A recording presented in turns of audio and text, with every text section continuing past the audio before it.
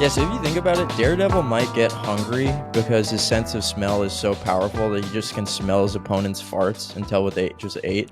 That might be something that he has to deal with Nick, sometimes. I hate to interrupt, but welcome to Hate to Interrupt, episode 26. Sorry, that really threw me for a loop there. Hello, everybody. I am Ethan, otherwise known as Gulif from youtube.com/Gulif. I am joined by Nick from Stop Culture. I'm VHS guy, Nick. Yeah, and so today we have a lot of topics to discuss today. I guess it's gonna be like a hate to interrupt speed run. We're gonna do talk about some of the new superhero TV shows going on right now, like Invincible and Daredevil. Then we're gonna talk about the new Bong Joon-ho movie, Mickey 17, and also the 2020 right? Psycho Goreman film. Well, who's the director again, Nick? Steven Kostanski. Yeah, that's the one. You know this guy, right? Or you're friends with him? No, but I would love to be. I thought you had like some kind of correspondence with him, like. No, I've had some correspondence with Brian Taylor, the guy who made the Crank movies. Oh, okay. It's Steven Kostanski's daughter that you know. No? No. I could have sworn you were like, I know this director's daughter. No, what I was saying was I was trying to get in touch with Steve Odekirk because I want to interview him really bad. But I couldn't. All of his contact info is like dead because he's like MIA now. So I reached out to his daughter and I was asking you if that was weird to do. So that's what it was. It might be weird, but who cares? It is weird. But anyway, so do we want to start off on some Blind Man or some Mark Man? Well, first, let's talk about. I just want to do a little like a announcement. So I know we did the interview last week with Rendon, and we kind of really enjoyed that format. So what we're going to be doing is kind of trying to bring in guests more often. So we're kind of reaching out to a lot of people that we think are interesting or in similar kind of positions as us on YouTube or bigger, or maybe even filmmakers in the future. So if there's anybody that listeners y'all want to have on, just shoot us comments in anywhere you can comment and let us know who you want us to talk to. Yeah, because our line of thinking was like, if there's any group of people who don't tell everyone what they're thinking enough, it's content creators. So we want to just get them to even talk more about themselves by having them on our podcast to interview them. You guys know what I'm saying? I think I understand. Yeah. And then one day, we'll get Stuckmanized with the man himself. Yeah. Hell yeah. Yeah. The dream. Let's push that. No, but we just said, to be serious about it, I think it would be cool to really get in depth with content creators and talk about their process, what made them feel like YouTube or whatever platform they use to make content, what made them feel compelled to do that in their lives, what that means to them and how they go about doing it. So we want to start getting into that sometimes on the podcast. So hopefully you guys will enjoy it. But anyway, Daredevil. Let's get into some Daredevil BA. What is all of our history with the Daredevil series? Were you guys day oneers? I was a day oneer. I was 2016. It started in like 2015, I think, right? 2015 to 2018, somewhere I think it was. There. I was really excited when it first came out. I really loved a lot of the shows. Like I liked Jessica Jones a shitload the first season. I liked all the Daredevil seasons, and I liked the Punisher. The Punisher was good too. I've never actually watched any of them besides all three Daredevil seasons and the Defenders, which I thought was kind of bad.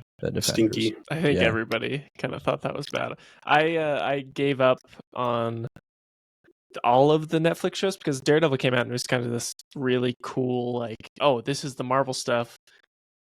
This is the stuff they're not allowed to do in the movies. Like, it's really R-rated. It's kind of gritty. It's really cool. And I was super into it. And then, season 2 came out, and of course, as all good things, they have to make more and more and more. And then they started doing all the shows. I got through season 1 and 2. And then I think season 3, there was a gap of like 4 different shows that came out between that were all tied in. They're not really, but they were all in the same Netflix universe. So I just kind of dropped off. But I saw the first 2 seasons of Daredevil, and then I saw Punisher, and that was kind of it. Yeah, well, you but basically I would like to watch 3. You at least like have to know what happens in the Defenders miniseries to know what the hell is going on at the start of Daredevil season 3. which is kind of rough. But I mean, honestly, I don't know. It's not really a huge deal. Like I was just having this conversation with my brother and my friend because he wants to watch Born Again, and my friend is like a more of a completionist about Daredevil. He's like, you have to watch all 3 seasons of Daredevil, then you need to watch The Defenders. I mean, it would probably help to watch Jessica Jones and Luke Cage too. I was like, dude, you're just overwhelming him with like content homework, and it's not going to go well. You can't forget Iron Fist. Oh, yeah, fucking Iron Fist too. But I don't think it's necessary at all. Like, really, I mean, as long as you have like a cursory knowledge of what Daredevil in this iteration is, I feel like that's all you really need. Well, I mean, the superhero stuff isn't that deep. I mean, you can fill in the blanks with like the just what they're saying in the first couple episodes. Yeah. I mean, I think it enriches your viewing experience to know what, particularly like Wilson Fisk's background is. I think he stands out of all the live action Marvel, adapted villains as probably one of probably the one with the most depth, I would say, out of everyone that's ever been on screen. I mean, would you guys think so? It's that, and also Marvel has a really bad track record of killing every single villain they have, so it's rare that we get one that's been around for a while and has actually developed over time. Yeah. Well, what do y'all think about a big thing I've always thought is these shows are good because they aren't, I know they're technically canon within the Marvel universe, but they were pretty hands-off with the creation of these shows. Like, these are pretty independent shows from Disney as far as I'm aware. And they felt that way. They had a completely different tone and feel from all of the Marvel movies. Well, I read this book called, I think it was called like The Reign of Marvel Studios. And a big part of it is the conflict between the people who ran Marvel Entertainment, which is like Ike Perlmutter. He was more in control of like the Marvel Netflix shows. And then Kevin Feige, who obviously is MCU, but like from Kevin Feige's perspective, I don't think he had necessarily a problem with how the Netflix shows were being run. I think it was more that he didn't really have control over them because it was like a different branch of Marvel. So it was always this weird gray area of like, is it canon? Is it not canon? And no one was ever really sure. I'm pretty sure like once they made the Fox deal and they decided to loop Daredevil back into the MCU proper, I'm pretty sure that he was like, okay, I'm just going to say it's canon so we can just use that all as backstory for the new shit, They make references to like the Avengers and stuff in some of these shows. Like, they're very vague about it. They're like, do you remember the New York incident? But they never go as far to be like, do you remember the alien invasion where a guy from Viking mythology came in here with a spear? They do make some comments like that. They talk about Thor and his hammer, and like that's Foggy in season 1's like, what do you think, I'm Captain America or something? Like they make little kind of connective tissue jokes to remind people that this is supposedly happening in the MCU.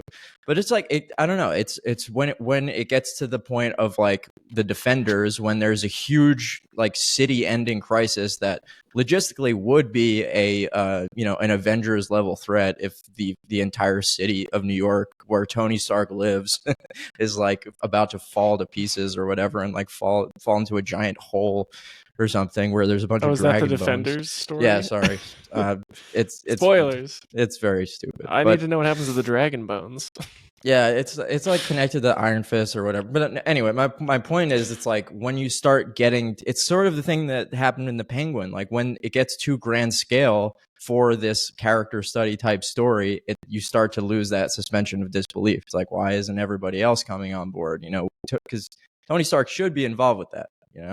At that point. Yeah, that's a big part of like whenever I made my like Hitman videos, like I was like, they need to keep the stories smaller. Like I think they're doing a pretty good job of that with the Peacemaker. Like it wasn't a massive, like I don't know, it didn't feel like a massive worldwide threat, and it made sense that he was the one handling it. Yeah, and it's all it takes is for Peacemaker specifically. It's like it's just set in the middle of nowhere out in the in the South. That's it. Or I don't know where it was set. I think it's set in Washington, actually. Oh, yeah, it's just in some town in Washington. Yeah, any town in USA. That's it. Yeah, that's the vibe. But yeah, so I as for like the Netflix series of Daredevil, I think season 1 is very good. Season 2 kind of fell off for me. And season 3 is actually like one of my favorite things that the MCU has ever done. I really, really liked season 3 of Daredevil. I think that season 2 is the weakest out of the 2 I've seen. So out of 1 is way better. But I will say, I think the first half of season 2 is better than season 1. Because the first half of 2, that whole Punisher arc is so genuinely good. Mm-hmm. And then it gets onto all the ninja stuff, and I don't really care about any of that. Yeah, That's I think true. season 2 was good. It was just kind of a mixed bag. It's definitely still 100% worth watching as like when you're just getting through the show. Yeah. Yeah, and for Punisher alone. Charlie Cox is just so great as Daredevil. I find it so impressive how he can just appear to be genuinely blind, just the way his face looks. Yeah, he's really good at playing blind. Yeah. So like, okay, I hate the new show so far, but let's talk about like what do y'all think? It. I definitely don't. I don't really understand why you hate it so far. Like, what's so offensive about it to you? It's mostly a visual thing. I would say like maybe like 50% visual thing. I think there's a lot of over-reliance on like green screens and what's the LED screen. Yeah, there's a bunch of volume shots in there that are just hideous.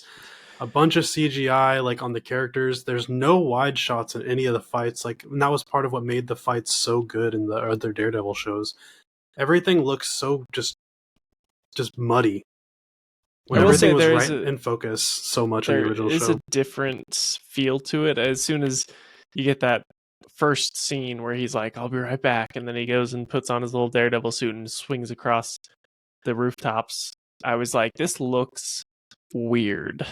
This looks a bit Moon Knighty, you know? It looks a little floaty CG, which the other one never had because they never tried to do any of that. They're like, it'll look ridiculous, so we're not going to do that. But I don't know. I heard there were some really big behind the scenes issues. Like they started shooting, maybe, I don't know if they started shooting or they wrote an entire show and Kevin Feige was like, I don't like this. We got to rewrite and reshoot a bunch of this. So like the show got made to 2 different versions. And I think the current show is kind of a Frankenstein version of both of the shows meshed together, which is why there are some like genuinely really like some good scenes in here. I think there are some really good scenes in this first episode as well as the second. And then there are some where I'm like, ooh, this just looks like a Disney Plus Marvel show. Yeah, that's the thing. It does. It feels like a Disney Plus show. There's the moment where you first see him in the suit. He does that superhero landing, and his body just like moves in a way that someone without superpowers would never move. You know, like when he makes that landing, it's just too fast. It reminds me of when Andrew Garfield's Spider-Man catches Zendaya, and then like remember the way he hits the ground and like bungee cords up. It's real weird. Yeah. And then also, like, I'm not going to say the original Daredevil's writing was super strong because I don't think the show is super strong. I think if the original Daredevil show didn't have as good of fight scenes as it did, I wouldn't classify it near as good as it is or as I do. But it definitely does seem like there's a step down as far as the writing goes. A lot of are we going to talk spoilers at all? Like, I don't know. Yeah, we should. So yeah, let's go spoilers. I understand them wanting to get rid of Karen and what the fuck's his name? Foggy. That's fine. But there's little things like whenever they get rid of Karen and then they basically just split her entire personality and like use case into 2 separate characters. It's just, why? You already had one character doing everything that she does. Why do we need 2 of them now? We have a new love interest and then a new like assistant at his job. And it just feels like there's way too many characters for no reason. I don't know. The Foggy death kind of looked like shit. It's just ugly. It's ugly, dude. I don't know. Like, I don't think we know the 2 new characters well enough to say that they're just like replacing Karen's role in the original series. You know, like one is a love interest and one is like a partner at the firm or whatever. But I don't know. I don't think that we necessarily know enough about them to say either way for sure.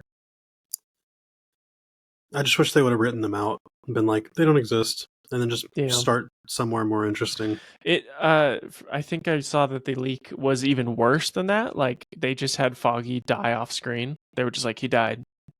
And then Karen shows up for a scene and leaves. So we got we got a better version. Well, of like that, also whenever, like I just hate whenever, like the contrived like conflict where it doesn't make any sense. Like why is she upset at him? Why is she leaving? Like it from what we saw, there's no reason she would be acting that way. I mean, It felt very. Foggy got killed right next to her. It was her best friend. They worked together for like 10 years.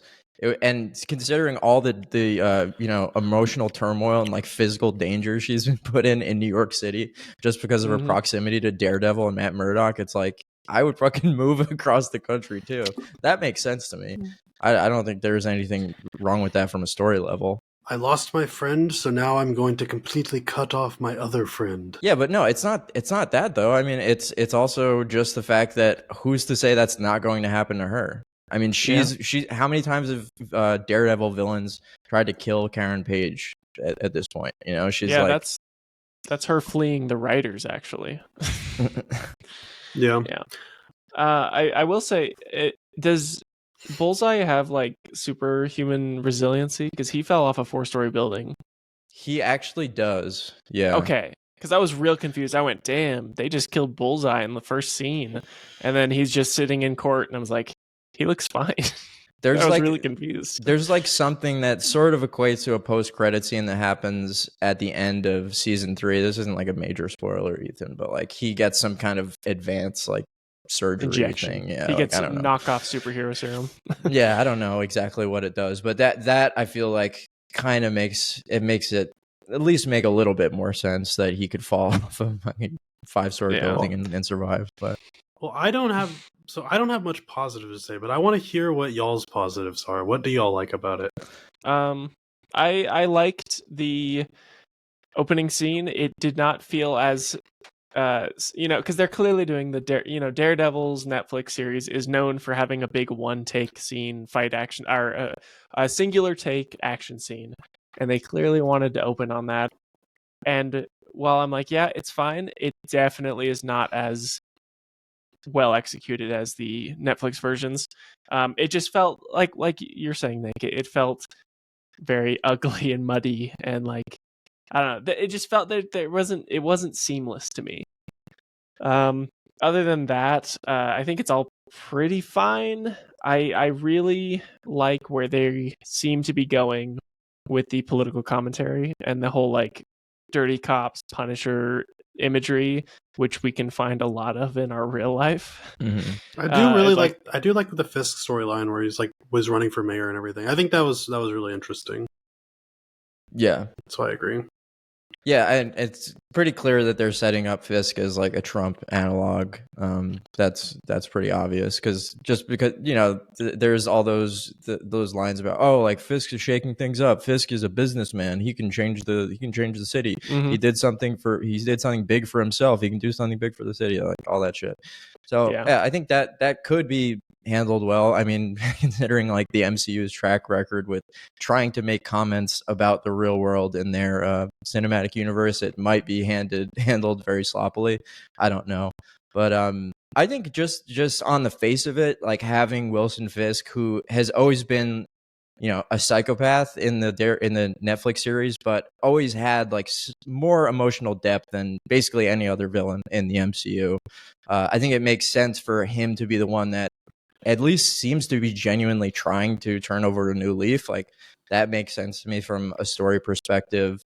It makes sense that the people of New York, if they're anything like the people that live in this current political climate, they would vote for a felon who has a very checkered past and to shake things up because they're a political outsider. Like that makes sense to me.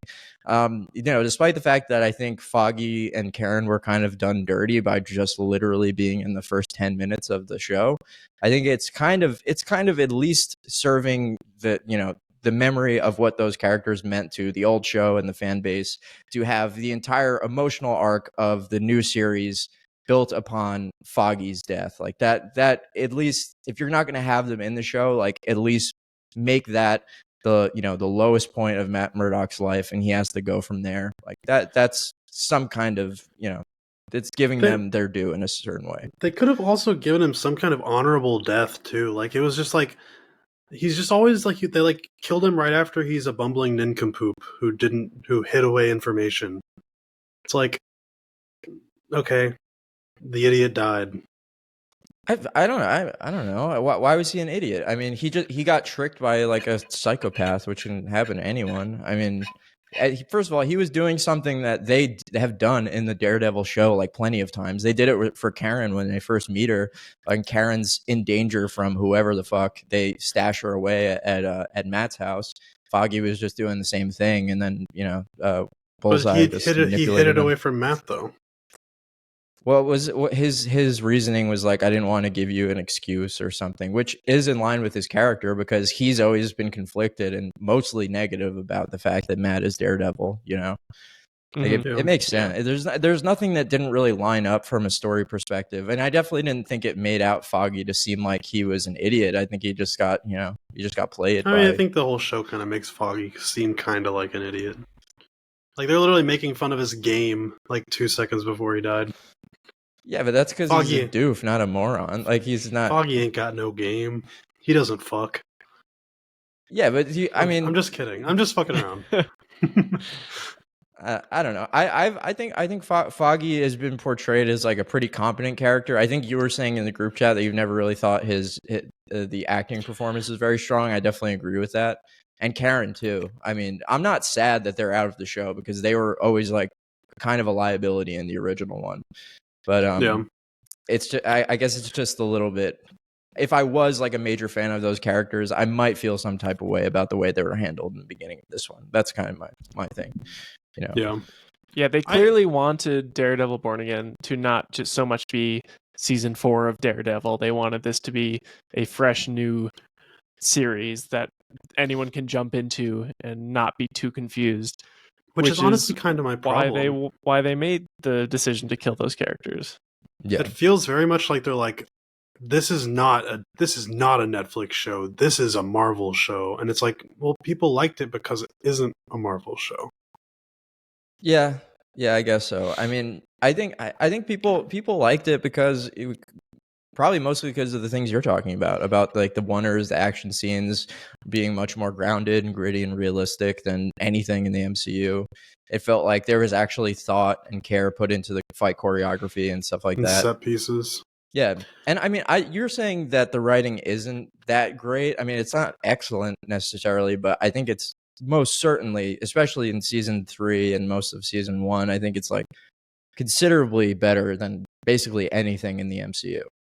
Probably, I think the writing's good, and I think it's a real shame that they didn't bring back a single showrunner from the original show. Like, why? Yeah, I mean, I guess it's just I think Feige has like a superiority complex about the Netflix shows, and he probably doesn't want at this point in the MCU's history where things are kind of looking down and they've lost a lot of public trust. He probably doesn't want to be seen leaning on people that are probably more beloved by the fan base at this point, showrunners of the Netflix series, because he wants to prove that he can do it on his own without them, and make a better Daredevil show. But I don't know if that's going to be the case. I think Hubris is going to get him. Yeah, I don't think there's much going for Marvel. I think the only thing, I think Thunderbolts has an incredible team behind it, and I hope it's good, but that's like the only thing Marvel has as a possibility that could be good anytime soon. Yeah, I'm excited for Thunderbolts. That actually looks good. Well, what about Fantastic Four? I'll watch the rest of this. I'll watch Fantastic. I'm not as excited as you guys are on it. I'm not like hyped, but I'm like I'm sure it will at least be like, I'll be like, oh, this is good. Yeah. I think I'm pretty sure Marvel is like putting a lot of eggs in the Fantastic Four basket right now. Yeah. Because if you just think about where the next 2 Avengers movies are going with Doctor Doom, like he's going to have to be introduced in some semblance in the Fantastic Four movie, probably just a post-credit scene or whatever. But he has the most connection out of any, Doom is connected to the Fantastic Four more than anyone else. So it's like, it's going to have to be, they're going to be a linchpin of whatever this next phase of Marvel is.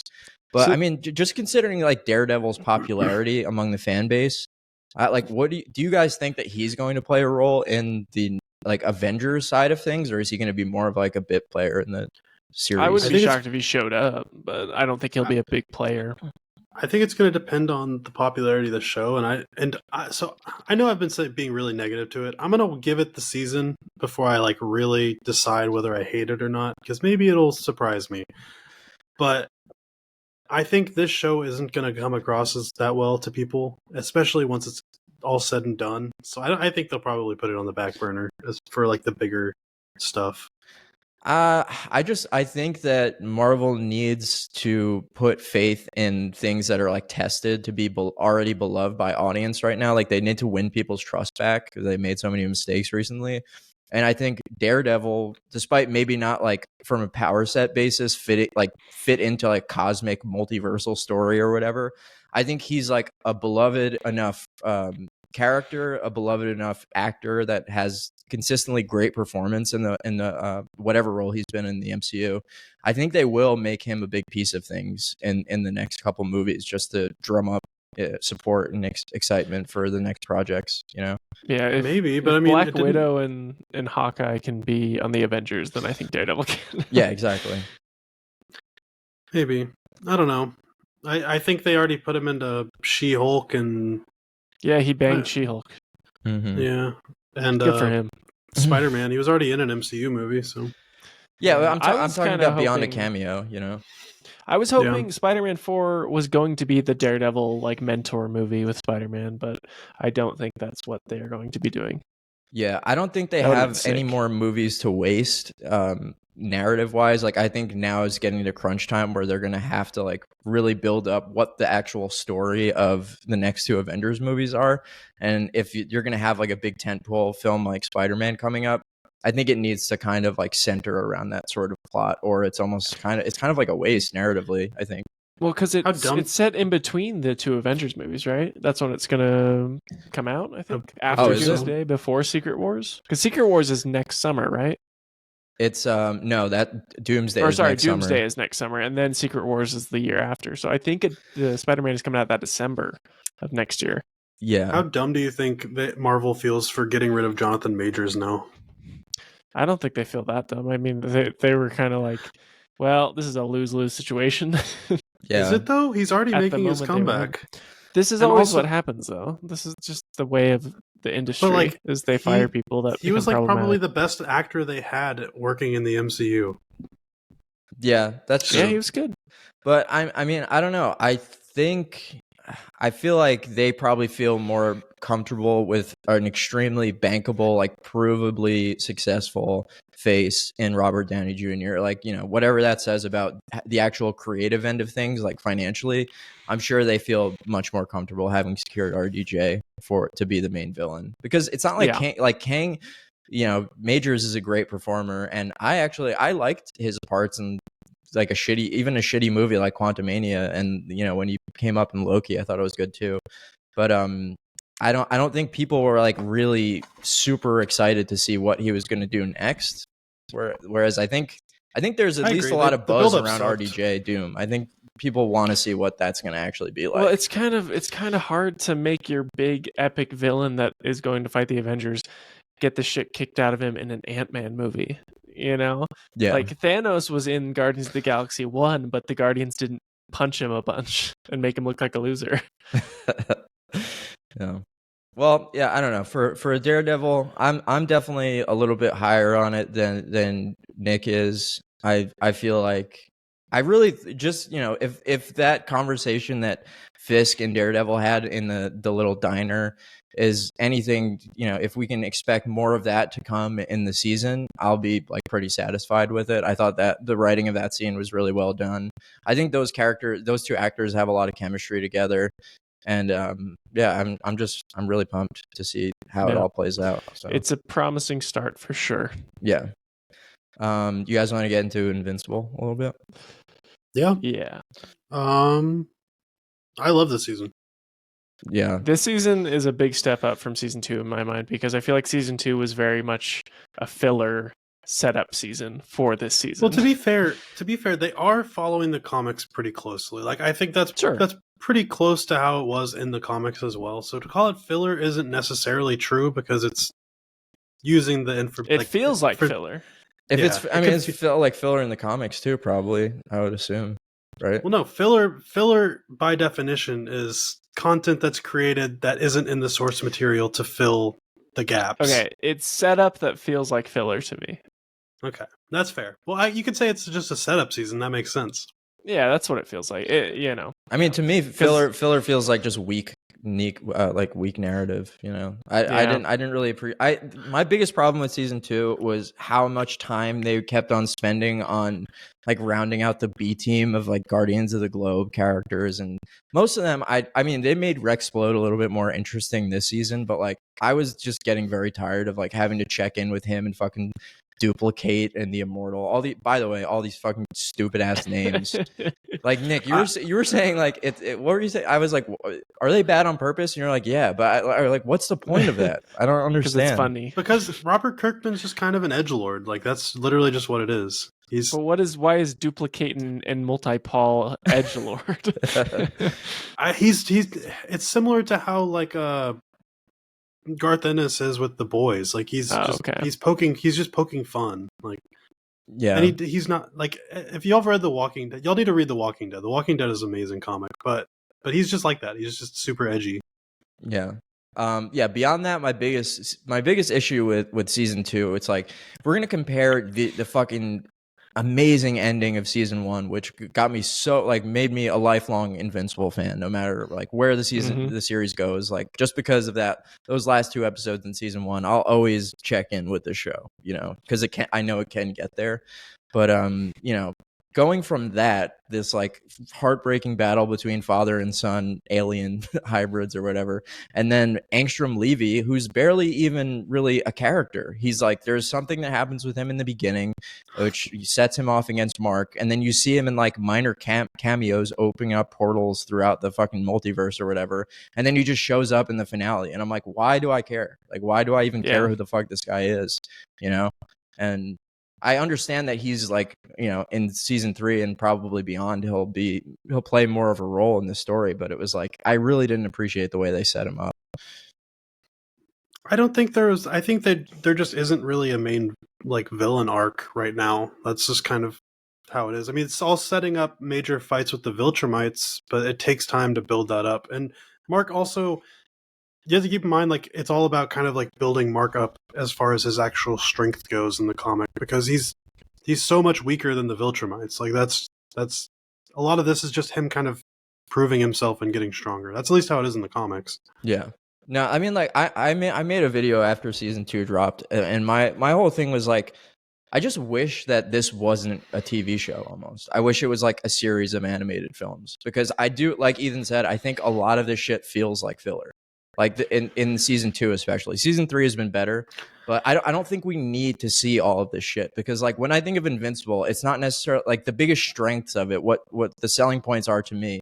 It's not really world building. It's not really like a bunch of side characters that have super interesting lives, because they kind of don't. It's more just the thing about, Nolan and Mark. I like the whole Grayson family dynamic, and I like the Viltrumite horror shit. Like that's the real interesting shit, and I would have liked to see a movie series about that. I do think that the like teen drama shit is the weakest part of it, 100%. Yeah. But I also think that is very intentional in the story and very much a part of the comic, and I think it'd be kind of disingenuous to just cut that out. So while I agree with you, it kind of sucks. I think that's just part of Invincible, and that's kind of what you kind of have signing up for. Yeah, that's what I'm saying, though. It's like, adapt it into, like, kill your darlings a little bit. Like, not all of this stuff is worthy of being adapted on screen, which is what I started realizing in season 2. I was like, especially keeping the Mark and Amber relationship going that long. I know we're supposed to be talking about season 3, which is better, keeping that relationship going for so long was so fucking boring to me. I'm like, I get what they're trying to do with it, but it's just not hitting, I'm not invested. Yeah. I agree with you. However, it's a slippery slope. Whenever you start changing things from the source material, you get things like The Boys, where they change so many things that they're like, oh, we can't follow the story the exact same way or we can't hit this point without making up some weird shit, right? So it's kind of a double-edged sword where, like, it is fucking annoying. I hated the Amber shit too. I hate like how much time they spend on this season with Mark just kind of self-pitying himself. I dislike those things. But at the same time, it's going to get to the place it's supposed to get, which I know is good because they're following it exactly. Yeah, you both have read the have you both read the comic series? I haven't finished it, but I've read a lot of it. I've read basically everything, whatever the equivalent of season 3 is. I started reading it recently and finished it. So I know everything that happens in the comics, but I didn't read the comics that correspond to the first 3 seasons. You know what I mean? Okay, you skipped I skipped those and I was like, I want to know what happens next. So I just read those. Yeah. Okay. All right. I was just curious on that because I have not read it. How many seasons do you predict this will be if doing the whole story? Like 7 or 8? That's what I've heard. Yeah, I've heard Kirkman say 7 or 8. Yeah.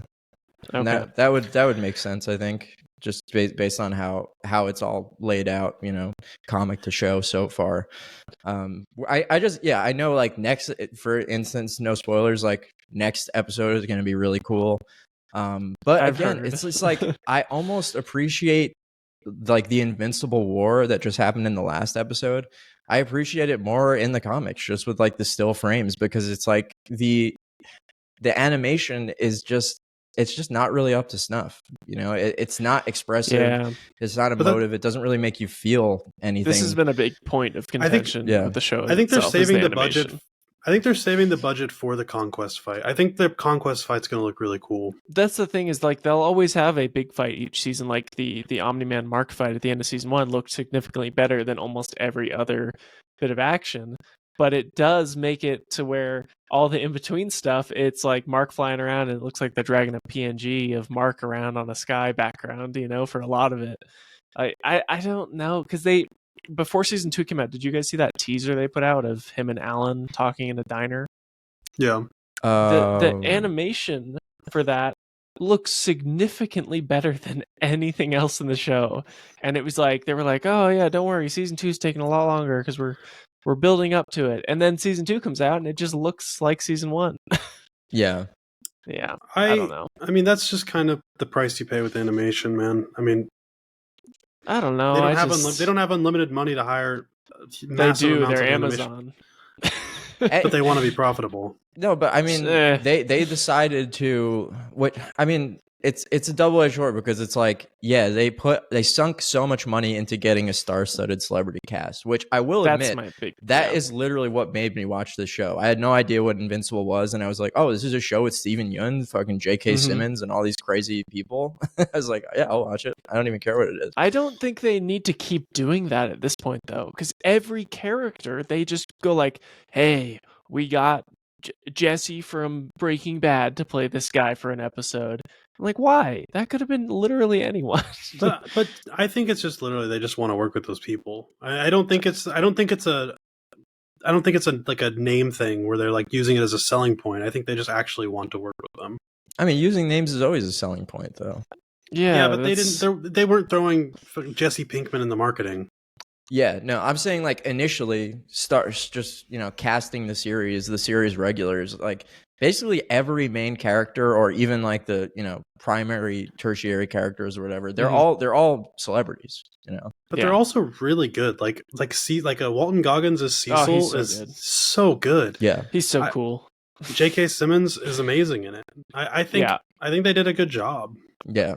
Yeah, no one's cast poorly. The only one I'm not sure that I'm not sure if they match the voice right now is Conquest showed up at the beginning of last episode, and I was not expecting him to be voiced by Negan. Yeah, Negan. I was like, oh, I heard that Doug Bradley and the guy Mike from Breaking Bad were in this, and I was expecting one of those bald guys to play the big bald guy. So this shit is pissing me off. Like, where they just keep bringing in people who've worked with each other before, like with the Boys season 2. Dude. Why are they bringing in? I just met Jared Padalecki like a couple months ago. Like, why are they bringing in Jared Padalecki? Nice guy, and Misha Collins. But like, why? Why are they bringing these? Because it's the same showrunner. They're friends. I know, but it's so dumb. Wait, Jared Padalecki is in The Boys? He's in season 5 of The Boys. The Boys and Misha Collins. Same with Misha. So everyone's from Supernatural is going to be in The Boys by the final season. And where was this done in in Invincible? Are you talking about like how Kirkman hired Walking Dead alums to be on like the first Guardians of the Globe?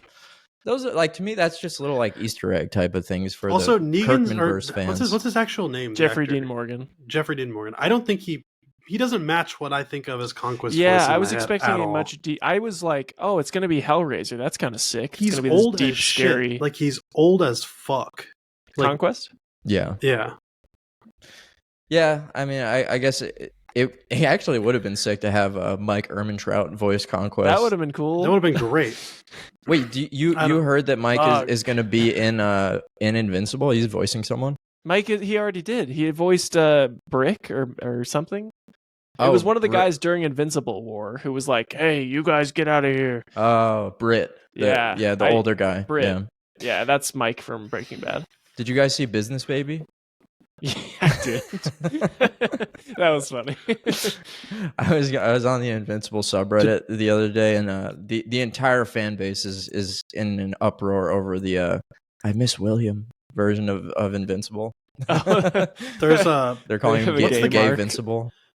What's the kid from Fifth Element or Sixth Sense? My brain. Oh, Haley Joel Osment. Haley Joel Osment. Yeah. Yeah, they keep making this like superhero that looks just like Haley Joel Osment. And it's the second episode that they've had just a giant Haley Joel Osment walking in as a superhero. Speaking of, is in The Boys as well. Haley Joel Osment. In The Boys as well. He plays the wisp or something. Mesmer.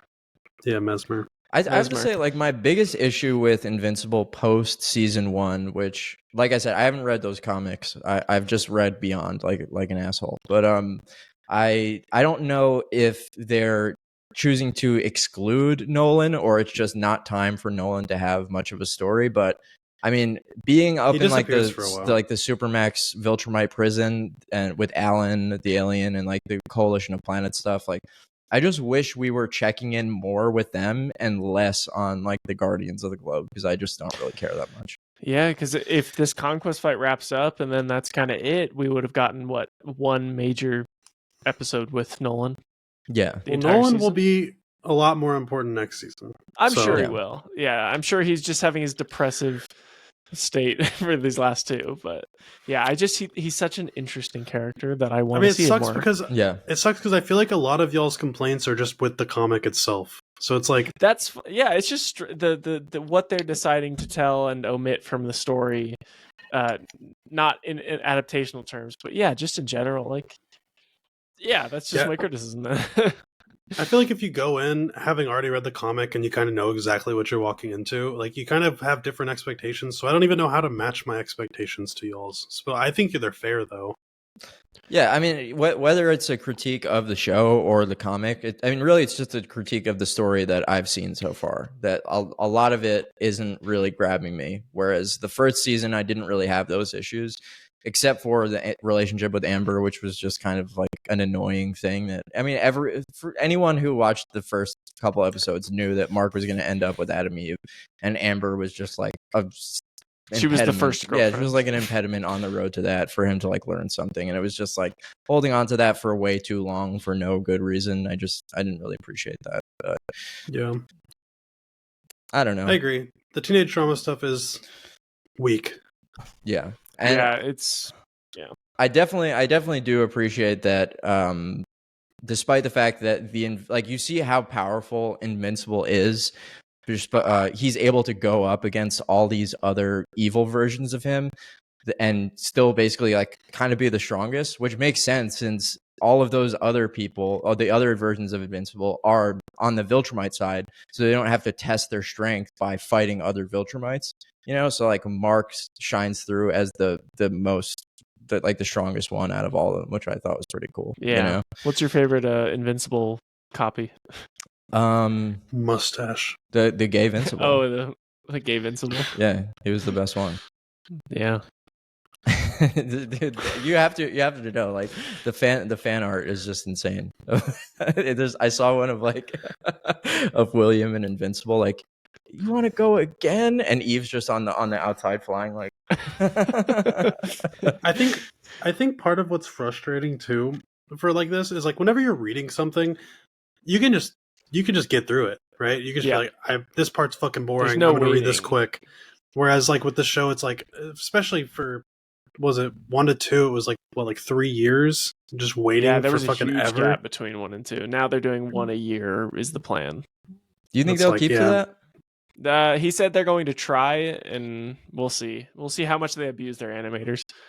I mean, if I've accepted the animation by this point. I know it's not going to be perfect. Fine. It's not going to look like an animated film. It's whatever. I just want to fucking see the story. Really. That's kind of where I'm at. I was sick like a couple days ago, and I rewatched the entire. That's all I did was just rewatch all of Invincible. And despite critiques I have, it's a fucking amazing show. It really is. Still really good. Yeah. All right. So anyway, let's move. You guys want to do Mickey 17 or Psycho Goreman? Let's do Psycho Goreman. Let's do Psycho Goreman. All right, Mr. VHS guy Nicholas. What the fuck did you give us? So this is a film by Steven Kostanski, who's like a very low budget filmmaker. He's one of the co-creators of The Void, if y'all have seen The Void, which is a horror movie with like really, really amazing special effects, like practical effects, like very similar to like The Thing. Like people compare it to The Thing. It's like that good. Okay.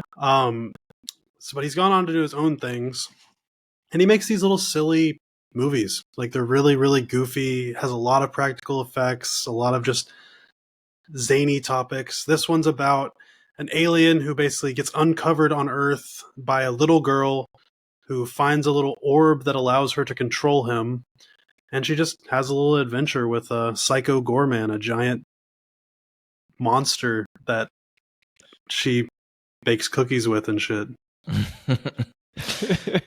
Did any of you guys watch Power Rangers growing up? Yeah. Oh yeah.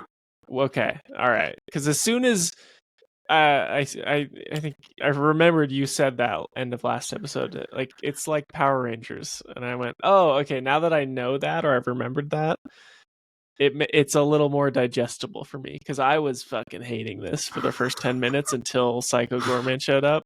I was like, the kid acting was horrible.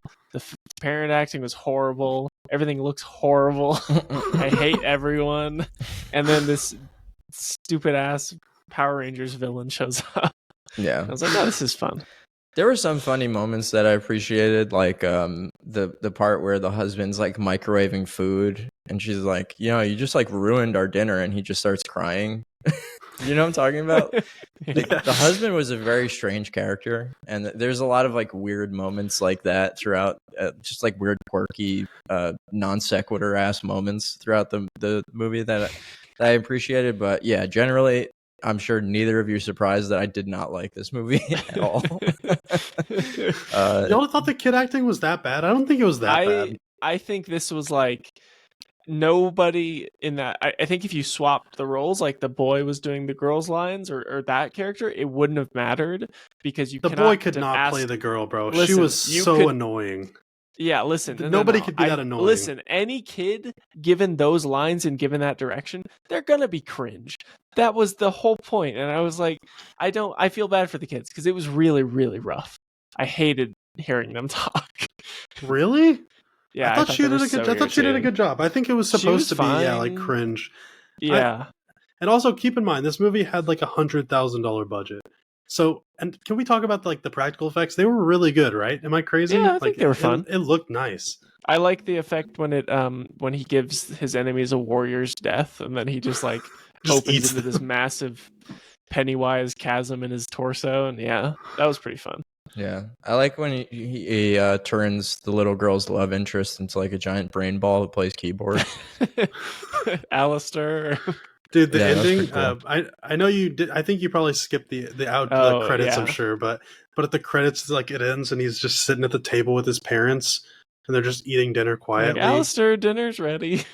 He slugs his way up to the dining room table, trying to eat with his little fucking tentacles. It's so good. I like. The movie's just so fun. Like, I feel like if y'all maybe went in with like more expectations than you should have. No, I didn't have any expectations. Okay. I had fun though. No, I'm being negative, but I'm just telling you, I still had fun. I would show this to people at like a party. If I was like, you guys want to see some crazy shit, I'd throw this on at like a Halloween party. I just love how it was just they just kill a lot of people. The like Whenever they're he having that little montage scene, and that guy's like, nice costume, jackass," and he just blows up like an 8-year-old. That was funny. And the police officer just trying to kill himself after he's been like morphed into like some zombie monster. Yeah, I mean Yeah. the Hunky Boys magazine scene was pretty funny too. Oh, he's like, "Am I?" Yeah, he's like, I don't care about Hunky Boys, or do I?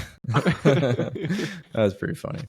Yeah, there's funny moments of it. It's just like, I don't know. Generally, this stuff just like goes in one ear and out the other for me. I don't know. It's really not for me. I can't really get into it that much. Let's get into that. But instead of talking about the movies, they're like what we like about the movie. Talk about what you didn't like about it. I want to understand what it is that like makes like what moments in this movie made you check out. I mean, just starting off with the fact that it's just this crazy Psycho Goreman in a orc suit, or what I perceive to be like an orc suit. It's really, it's like the tone for me. I can't really get into movies that, it's not that it's, because I can take a movie seriously that doesn't take itself seriously, but there's like a line for me when it's this ridiculous and schlocky. It's just like I don't care. I just don't really want to watch it, and I don't know. It's really just like one of my least favorite genres of film is like stuff like this, and it felt like a parody at points, yeah, which I understand is the point. Well, I think the movie more than anything is just meant to be fun. Like it genuinely felt like they had fun making the movie. Absolutely. Which I think is like honorable on its own, right? I think movies themselves do take themselves a lot too, like way too seriously. I think that's like when I made my movie movies aren't fun anymore. My video movies aren't fun anymore. Like I was talking about one of this guy's later movies, his movie called Frankie Frico, which yeah, I don't see sets where I'm like they must have had a good ass time making that shit very often, Yeah. Which I don't know. I think it's really cool, and that's I've been I reached out to Steven Kostanski. I'm trying to find his email, but I'd love to get him on just because like I want to talk about like his process and like because I don't know, like I don't even know what I would do to like sit down and write a script like this and be like, I'm making this movie. Like that's crazy to me. Goreman. I mean, my goal when I'm watching a movie isn't to like look at the movie and be like, wow, they must have had fun. I want to have fun. I want to have fun watching it, Like, sure, they had fun, but they're not doing anything to make me have fun.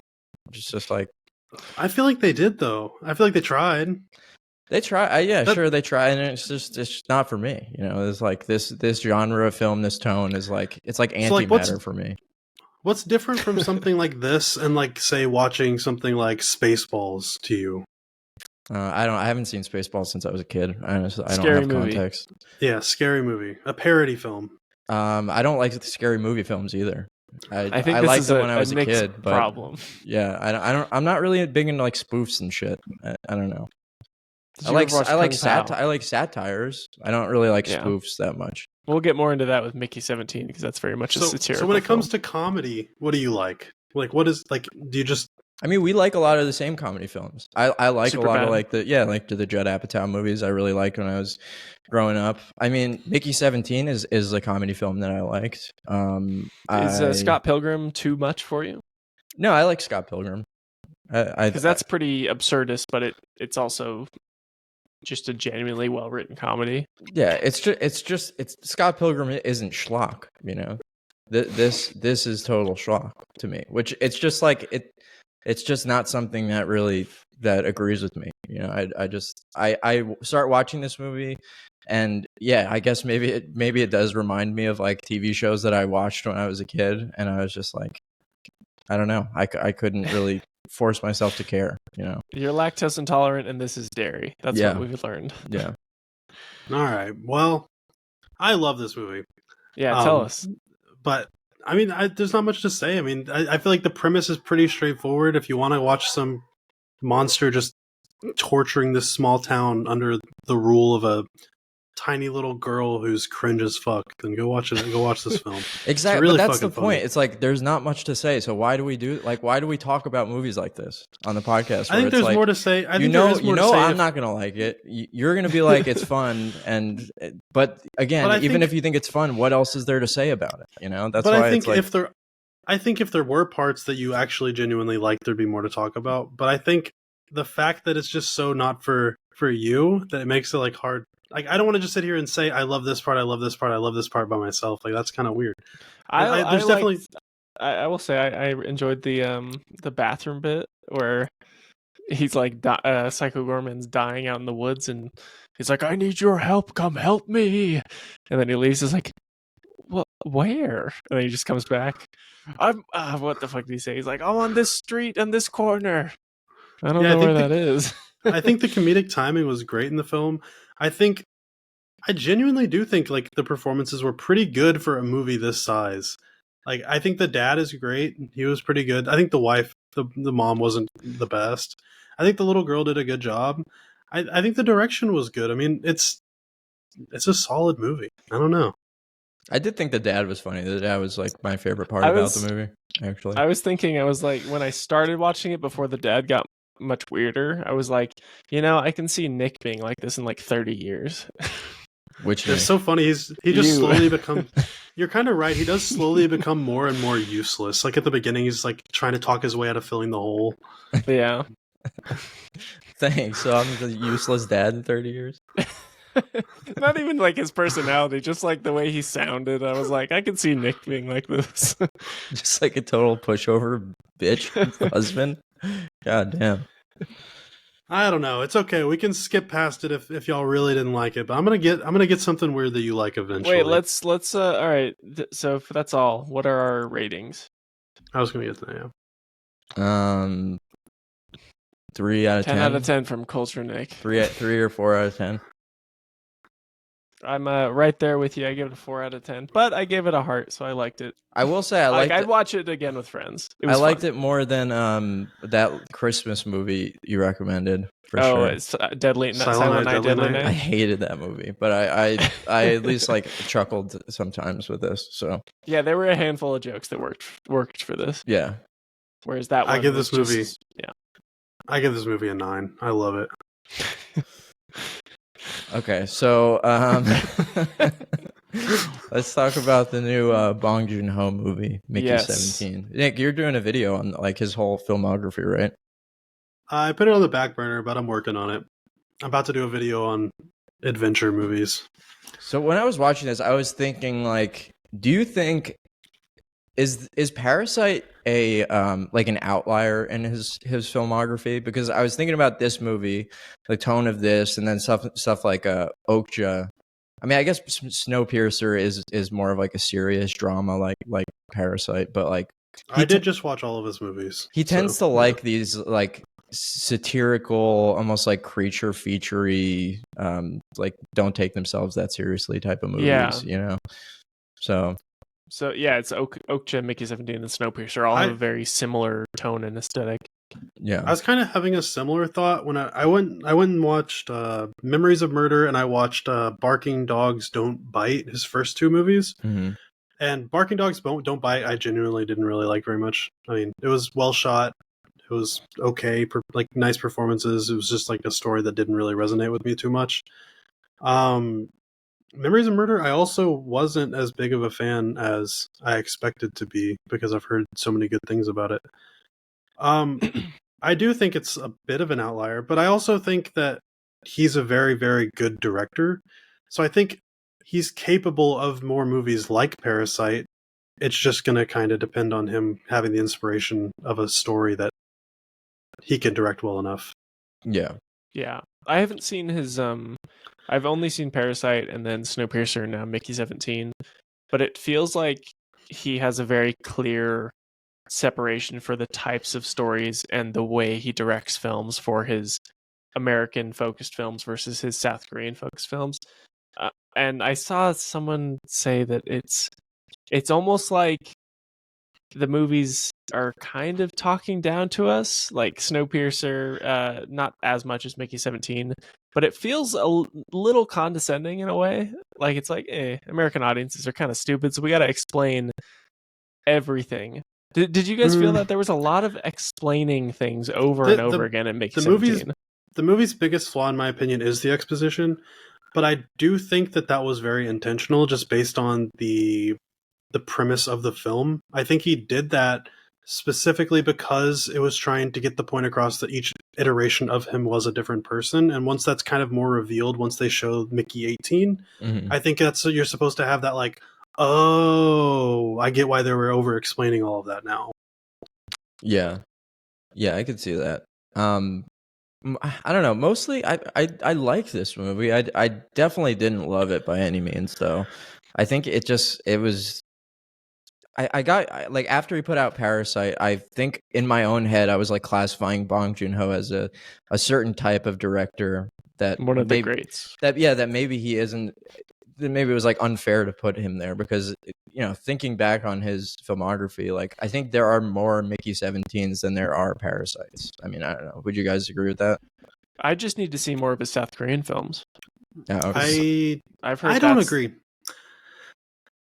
I really like this movie. I think that just even on like a visual level, it was so nice to walk in and see a movie that is a very, very CGI heavy movie and like a lot of like special effects, but it looked like a fucking real movie.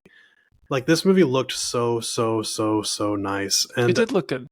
It felt like I'm like one of those people that just hate modern things. I guess I'm just a fucking boomer at this point. But like walking in and just seeing a movie that like didn't make my eyes bleed, that was like as epic as this movie, was just so nice for me. Like I think I went in like the perfect time, but I really got a lot of this movie. It was really enjoyable for me. Will you really classify this as epic though? Because it feels pretty, despite the sci-fi subject matter, like it's pretty small scale to me. I wouldn't say it's epic. I say epic in terms of like the amount being put into it, not necessarily the scope of the film. Yeah, because the scope is quite small. I kind of was hoping the scope would be smaller after seeing the whole thing, because my main issue with this movie is it's like when you go to Chipotle or any kind of burrito place, you get a burrito and you get all these good ingredients, you get all these different diverse ingredients in there, and then you just keep adding stuff, and then when you try to fold the burrito starts bursting at the seams. That is this movie. I think there are way too many different ideas and none of them get enough attention on their own, because you have this whole cloning plot and where that goes. And then the entire third of this movie becomes an Avatar kind of story where they're like, we got to save the aliens. And I don't think either were explored enough in an interesting way. Yeah, that's true. I mean, to me, like the focus of the satire for the beginning was clearly on, a kind of like anti-capitalist comment about how a human life is expendable in the face of, scientific advancement, or like, the needs of a corporations to make use of like a labor force or whatever. So yeah, sure, that makes sense. But then when you start getting into the otherworldly element of I mean, they were like a hive mind, right? Those aliens, because they could like feel when one was getting hurt. Yeah. I mean, that's kind of what brought it back to Okja for me. I guess that's a kind of a recurring theme in Bong Joon-ho's work. But yeah, it definitely did feel like those two plot elements were kind of disparate thematically, and I don't know if they were necessarily like serving each other all that well. I think there's definitely elements that I like. It's not like Parasite where if I really tried, it's like hard for me to pick holes in the movie. Like obviously, there's a lot of things that I could say are kind of like a missed opportunity in this movie. Like the chick that, not his girlfriend, but the other chick that was like into Mickey 17. I forgot her character name. But her character was completely pointless. There were a lot of characters that like just felt kind of pointless and could have just been kind of rolled into somebody else. It wasn't the cleanest script I've ever seen in my life. That's for sure. And I think if you really try to like poke holes in the actual commentary the film's trying to make, I think there's some issues there as well. So it's definitely not a perfect movie, but I mean, it's definitely miles better than most films coming out. Yeah, I think so. But it's just, I don't know. It not everything felt like it was meshing together in a coherent way. It felt like there was a lot of disparate subplots and side characters all kind of drifting out. And by the time the movie actually ends, it's like we kind of rush to wrap all the things up. Like with Steven Yeun's character, like the movie ends and then they're like, "Oh, and him, oh, and the guy that was gonna kill him, he showed up, but don't worry, he got him." And then we're good. I don't know. It just felt like, oh, okay, whatever you say. Yeah. I did think it was funny how the loan shark ends up finding them, despite the fact that they're at like light years away in some distant alien planet. He sends them a handwritten letter. You also have to keep in mind that this is based on a book too, so it does have a lot of points that it's trying to hit from the actual novel as well. Differences though, because it's not a direct adaptation. The I'm not sure if it's an addition or a replacement, but the whole reason why multiples are not allowed in the movie is because there was a serial killer that had multiples.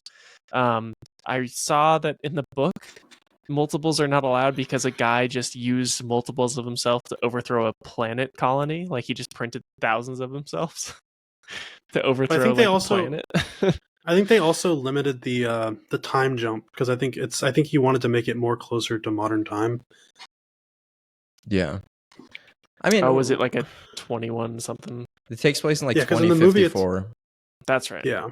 I think he wanted to make it closer to near future, just probably for an aesthetical purpose. Yeah. It does not feel like it's 25 years in the future to me. Yeah, I mean, anytime there's like cloning stuff and deep space travel, we're not going to have either of those things by 2054. That's only 20 years away now, or 30 years away at this point. Yeah, I don't know. I mean, the main thing I liked about the movie was Robert Pattinson's performance. I thought he was really, really exceptional in this role. I think he's really good. Like Leo in Killers of the Flower Moon, I think he plays a great dumbass. You know? Yeah. It's like, I don't know. This is I keep getting cloned and I die. It hurts every time. Like it's just like I hate dying so much. Yeah, he's great. It's funny. He played Mickey 17, then he played fucking his Bruce Wayne. Yeah, he played Batman and then this little weasel.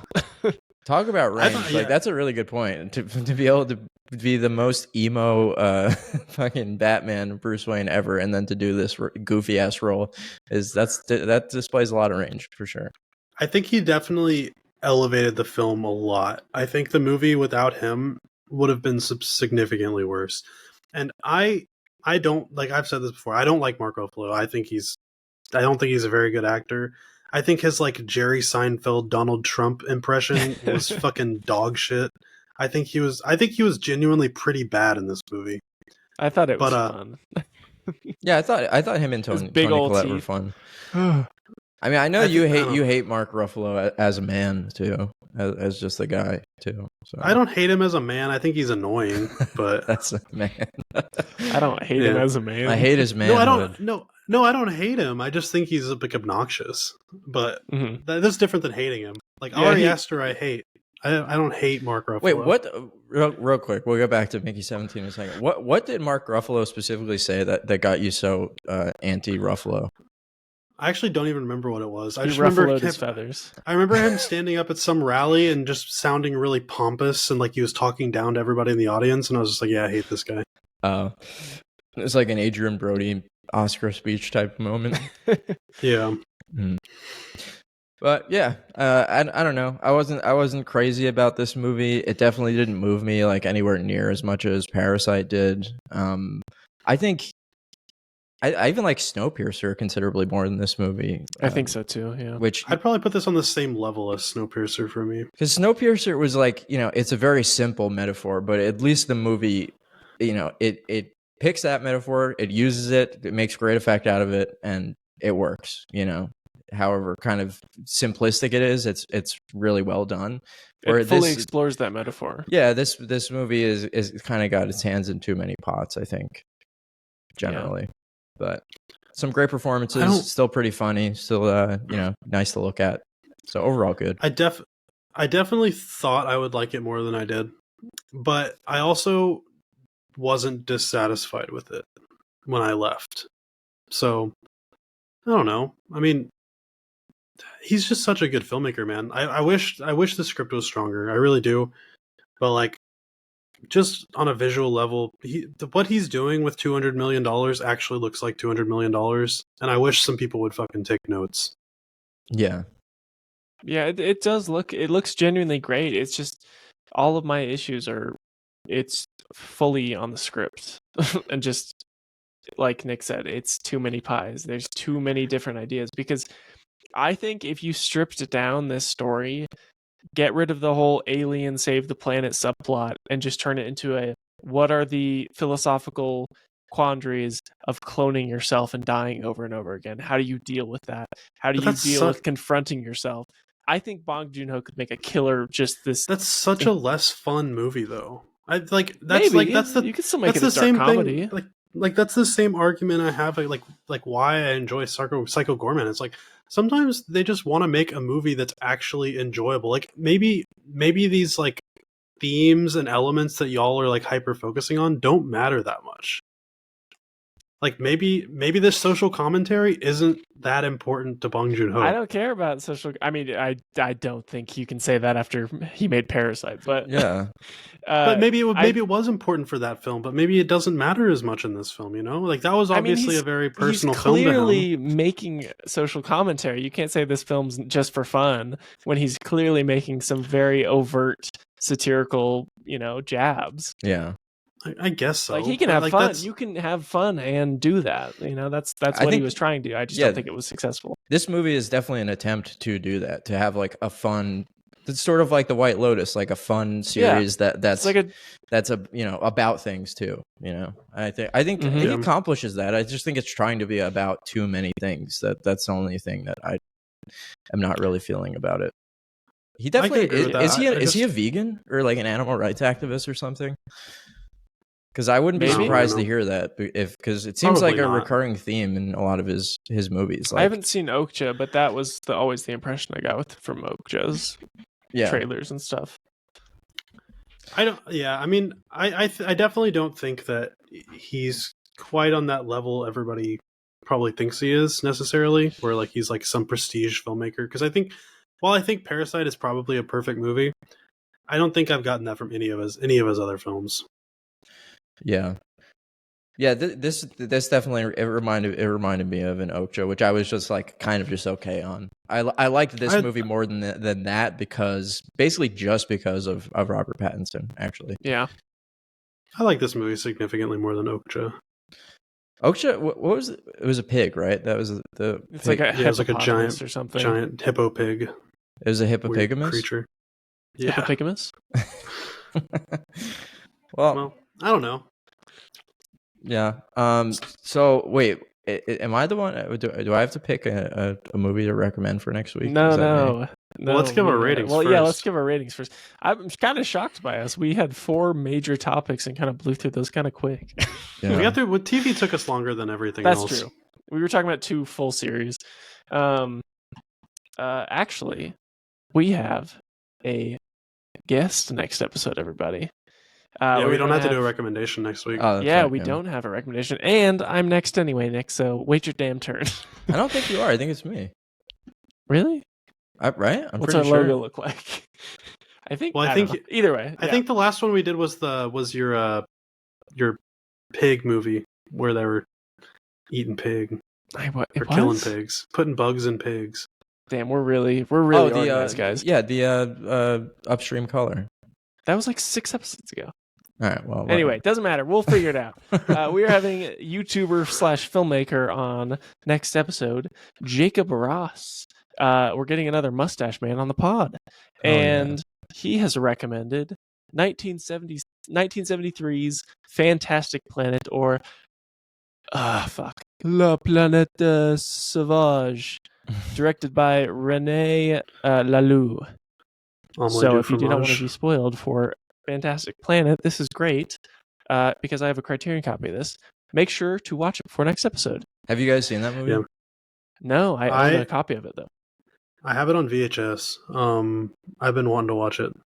And I've heard only good things. Yeah, it's really good. It's really crazy movie. It's really cool animation. Should you take some hallucinogenics before watching it? No, I would not recommend that. All right, do not take hallucinogenics. It's kind of it definitely is. It wouldn't be fun for me, in particular, to watch while tripping. It would put me in a dark place potentially. Because all right, it kind of reminds me of like Annihilation. Do you guys ever see that? Not really, Yeah. but just in terms of like making just like alien cosmic horror things just feel like very disgusting. You know what I mean? And like mixing it with body horror, that kind of reminds me of Fantastic Planet a little bit. Freaks you out a little bit. Yeah. Before we go, can we do some like what do we think's going to happen with The Rock with his two big movies coming up? Day. No, because he has a Scorsese movie coming up. He has a Safdie Brothers. A Safdie Brothers movie coming up. I think it's a singular Safdie Brothers movie. Do we think The Rock is on an upswing? I mean, definitely. I will have to see. It's trying at least. It's inevitable, I think. You know, Safdie and Scorsese, that's a big 1-2 punch. I don't see how we can deny it at this point. The Rock's stonks are definitely going up in the cinephile circles. What was it that he said about Red One? Multiple verticals. Multiple verticals. Yeah. Yeah. Maybe it was foreshadowing. I wonder, like, wouldn't it be crazy to see if The Rock did one of those roles, but he just like lost 50 pounds or something and made himself skinny, like Dave Bautista? Yeah. What if I feel like that's what The Rock needs? He needs like a physicality change. He needs to stop being. He doesn't want to do that. He will never. He wants to be enormous. He wants to be a mountain. But I think he. It's also keep in mind also just like on a logistical level, like the only way he would get that muscle back is by hopping back on bigger cycles than he wants to do as an old man. So he can't stop. Well, like right now, he probably just has to take like testosterone replacement to like maintain his muscles. But if he like lost all that weight, he would actually have to like hop on an actual cycle just to like get that muscle back. And I doubt he wants to put that pressure on his heart. Because Dave Bautista have you guys seen Dave Bautista recently? Yeah. He just lost like 50 pounds because he stopped doing all that because he was like, it's like messing me up. Because he is 56 years old and The Rock is 52. So I wouldn't be shocked if we if this works for him and he's got this big cinephile career and people are starting to praise him a little more. He might be like, you know what? I don't need these guns. Nick, who are like time to put him to rest? Is The Rock like the number one roided out actor? Alan Richson's pretty roided. Alan Richardson's pretty big. The Rock. Who else? I mean, there's a bunch of them, but not a lot of like leading men these days. I feel like it's less common nowadays for the juiced boys. Was Chris Evans Arnold juiced up? You think for Captain America? Oh, maybe a little. Minorly, yeah. Yeah, I mean, all of them are Chris Hemsworth. Bit Chris Hemsworth is 100% like juicy as fuck. You can see like as soon as he comes off of these. Well, not only that, but Chris Hemsworth was like in Thor Ragnarok. He was on juice, and he was like they used special effects to like actually increase his muscles. Like, do you see how gross he looked in that scene whenever he was getting his clothes torn off? Oh yeah, he's like bulbous. He was like enhanced. Damn, dude, I didn't realize that. I know I already started the end of the episode, but fuck it. We're already in a separate discussion at this point. I'm curious how I think the conversation needs to be had about the massive amount of just straight up gaslighting and lying Hollywood does to the general public about how natural all these people are, because they will never admit to taking anything. The Rock still says he doesn't take anything. Chris Hemsworth is like, oh yeah, I just I have my wheatgrass every morning. Well, the reason Chris Hemsworth does it is because he has like an actual like app. He has an app for his workout routines. So if he does admit, then he's basically like risking his business. So I mean, for him it makes sense. But yeah, like there's like only a couple that I can think of that weren't taking anything. Like I think Henry Cavill definitely was natural. Yep. You think he was natural? Yeah, 100%. Did you see? What are the why? Explain for us what are the markers? Like how do you know? We're two skinny boys, so we don't understand. Okay, so a lot of it has to do with just like if you look at Henry Cavill, like first of all, it's rate of progression. So he's been slowly gaining size for years. Like he hasn't just blown up overnight. Whenever he's off of a movie, he doesn't just instantly shrink down. That's a big thing. And also just like how lean he is. Whenever he was really big in Man of Steel, he wasn't very lean. He like had a visible six pack, but just barely. Like he still had to he couldn't just like if he lost all of his like fat, he would look a lot smaller. It's just the way his muscles look. Is the like new you don't see him like Superman on roids? I I just sent a photo to the group chat. Let's see. This was him after. This was like after like 7 months of training, 8 months. I mean, that's him with a pump. I mean, it'd be hard for me to guess. Maybe, like, do you have what he looked like before? If he was massively skinny before, I think he gained 20 or 30 pounds. It's possible if he like hadn't really worked out before. It'd be hard to say from that picture. 40 pounds. We should. This should be like a regular thing that we do, just called like analyzing the big boys, where we just like talk about muscles and how you get them. I think Chris, fucking Star-Lord was his fucking name. Pratt. Chris Pratt was natural. 100%. I listened to Kumail Nanjiani. Oh, that's gotta be. Oh, he's so juicy. Definite. He's so juicy. And he was saying he was also I have a lot of juicing. I do this thing where I put he does electrotherapy where he puts those on his muscles. That's how he gets so buff. Well, I'm sure he does some of that stuff too, but like it has nothing to do with how big he got. He was fucking massive. Bro. I mean, I think female celebrities are even worse about this stuff, like lying about the surgeries they get and stuff, and just like ruining women's body perception. Yeah, getting liposuction is like mega popular and nobody talks about it. Lip fillers, cheek fillers, chin fillers, all of that. Buccal fat removal, chin implants, Giga Chad surgery, all this kind of stuff that people do. Well, like I thought whenever Zac Efron's stuff came out, I actually believe him about the jaw thing. He had a broke his jaw swelling and it broke. Yeah. Well, no, he shattered his jaw and had to get surgery. But yeah, I mean, nobody's fucking natural in Hollywood. There's like very rare. Which celebrity looks the most like handsome Squidward? Kumail Nanjiani. Did y'all like his jawline is insane, bro? It's so square. Yeah, his face shape changed so much when he got Marvel shredded. Well, like it's just because he's like it's too fat in your face. Like right now, my face is kind of fat because I'm overweight. But like, I mean, if I get skinny, like my jaw looks completely different. I think he looks like he either got like implants or something, or also was like working out his mouth with like Jazzercise or something, because he got like two like he had like Matt. Have you guys heard? Do you guys know what Jazzercise is? It's like it's a ball that you put in your mouth and just it doesn't actually do anything. It's supposed to like work out your TMJ shit or something. I don't know. Make your jaw look so better. It's like mewing.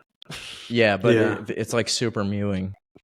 It doesn't do anything, but like I think people don't realize how much like the fat in your face changes your face shape. It's pretty significant. Yeah. It's like how Alec Baldwin continues to look rounder and rounder as he ages. He's turning into a sphere. Yeah.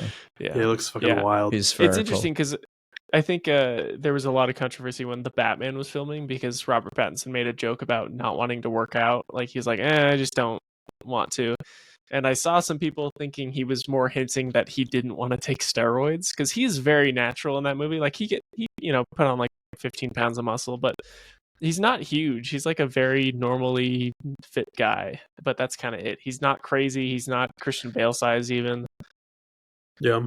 I don't know. It's funny that people are getting so mad about that. Which I mean, Nick got mad about it. Nick wants a gigantic Batman. I think he looks great as a lean, slim Batman. I think he's fine. I don't have a problem because he's so good. Like his performance is so good, I can overlook it, right? But I would prefer a Batman with some size. But just in the DCU, maybe where it's more like Batman. Comic booky and silly. I don't know. I don't really have a problem with celebrities like using drugs to do whatever to like make the part work. I just think that they shouldn't be so hidden about it. I think just be honest. I think hiding those things from the public, like the public who already has such a low opinion of themselves a lot of the time, is just really like shitty thing to do. Well, I listened to like one of these guys who's like a nutritionist or plastic surgeon to the stars or whatever. They were interviewing him about which Marvel actors or just like action stars have taken steroids, and he was like adamant that Chris Hemsworth has never taken steroids. But you disagree with that? I mean, he 100% has. Like, I would bet my life on it. Maybe this was before probably- Love and Thunder. I don't know. He's I don't always know, been he juicy, was bro. he was when for the first Thor, he was huge. Literally, look at pictures of him whenever he's just like paparazzi pictures of him.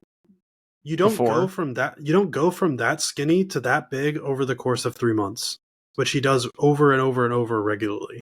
Yeah. It just doesn't happen. The same with Hugh Jackman. You don't get bigger and bigger and bigger into your 60s. Like, that He's doesn't 60 fucking happen. something, right? Yeah.